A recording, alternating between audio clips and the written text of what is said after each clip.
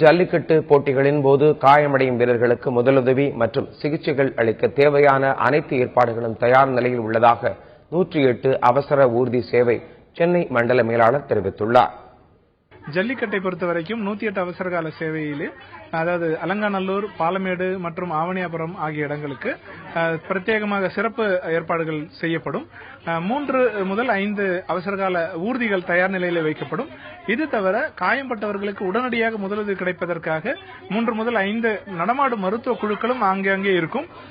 இவர்கள் அந்த காயத்திற்கான அல்லது அந்த பகுதிக்கு தேவையான உபகரணங்கள் ஆகியவை அவர்களிடம் தயாராக இருக்கும்.